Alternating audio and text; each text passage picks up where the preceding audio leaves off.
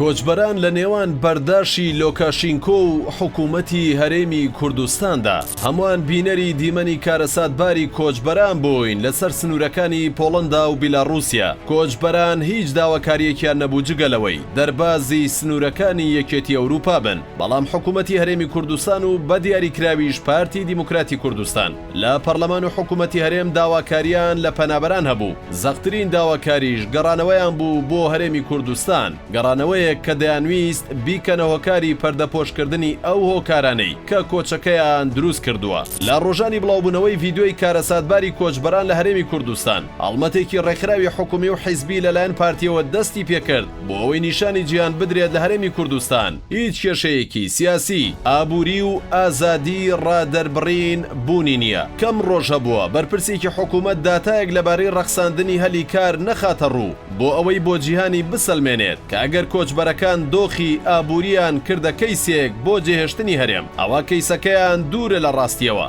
سەرۆکی حکوومەت ڕایگەیاند زیاتر لە 100,000 هەلی کار دروست کراوە و بەشێک لە وەزیر و بەرپرسان بە هەمان نەفەس باسییان لە ئارامی و سەقامگیری ئابووری هەرێم دەکرد، تەنها بۆ ئەوەی بە وڵاتانی ئەوروپا بڵێن هەرکەس هاتە لاتان و باسی لەو کێشانە کرد گوێی لێ مەگرن، لێرە هەموو شتێک باشە.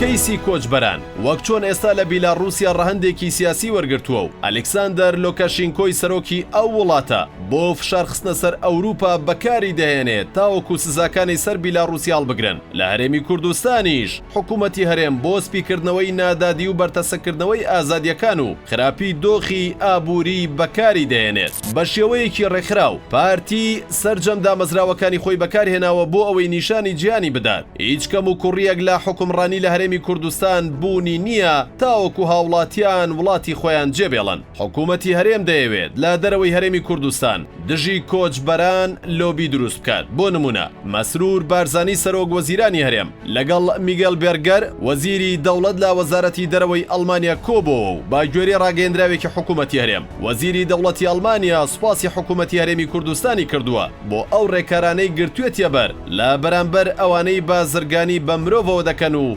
ڕێگریکردن لە کۆچکردنی نایاسایی و کاراسانیکردن بۆ گەڕانەوەی ئارەزوومەندانی کۆچبەران بۆ هەرێمی کوردستان. ئەوەش دەری دەخات کە حکوومەتی هەرێم لە دەرەوە دەیەوێت وانیشان بدات کەیسی کۆچبەران بازرگانیکردنە بە مرۆڤ نەک جێهێشتنی نیشتیمان لە دەست قەیران و زوڵم و ستەم. لە سەرجەم ئەو ڕاگەیەندراوانەی پەیوەست بە دۆخی کۆچبەران لەلایەن حکوومەتی هەرێمی کوردستانەوە دەرکراون، تیمی یەکێتی و گۆڕان وەک دوو بەشداری سەرەکی کابینەینۆ بێدەنگیان هەڵبژاردووە. وەزیرەکانی پارتی بە ناوی حکوومەتەوە پارتی کرێکارانی کوردستان پەکەکە تۆمەتبار دەکەن بە هۆکاری کۆچی گەنجان، بەڵام وەزیرەکانی یەکێتی وەک ئەوەی لە هەسارەیەکی دیکە بن بێدەنگیان هەڵبژاردووە. کەیسی کۆچبەرانی هەرێم گەیشتووەتە ناوەندە جیهانیەکان. ئاژانسی بلومبێرگی ئەمریکی راپۆرتێکی لەسەر هۆکارەکانی کۆچکردنی هاوڵاتیانی هەرێم بۆ ئەوروپا لە ژێر ناوی بۆچی کوردەکانی عێراق خاکی خۆیان جێدەهێڵن بڵاو کردوتەوە و تێیدا باسی لەوە کردووە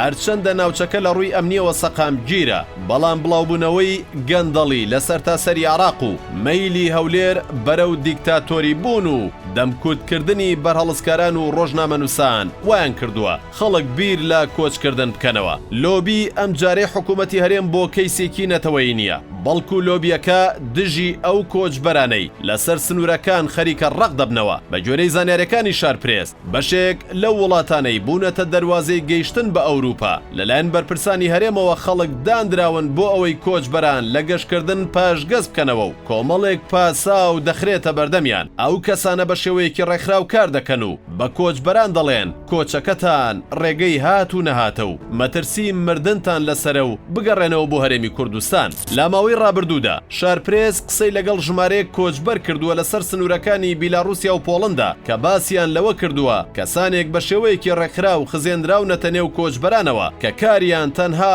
دڵساردکردنەوەی کۆچبەرانە لە گەیشتنیان بە وڵاتانی ئەوروپا بە ئامانجیەوەی بگەڕێنەوە هەرێم و حکوومەتی هەرێم ئەوە بدات بەگوێی وڵاتانی ئەوروپادا کە کۆچبەران دەگەڕێنەوە بۆ وڵاتەکەیان و لێرە هەموو شتێک باشە.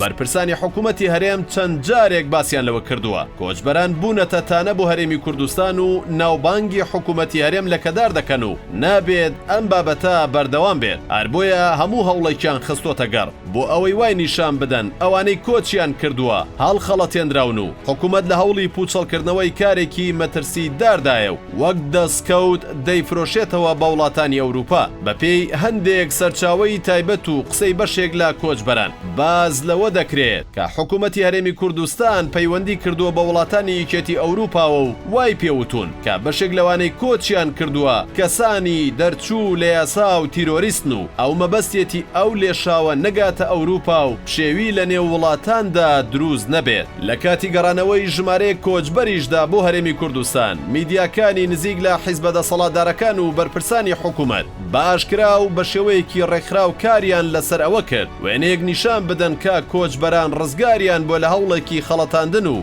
گەڕانەوەیان بۆ نیشتیمان بەکارێکی پیرۆز ناو ببەن لە کاتێکدا کەم نەبوون ئەو کۆچبەرانەی کە بانگەشەی ئەوەیان دەکرد بە ناچاری و بە زۆر هێنراونەتەوە و بە دوای هەر دەرفەتێکی ترەوەن بۆ ئەوەی جارێکی تر وڵات جێبێڵن.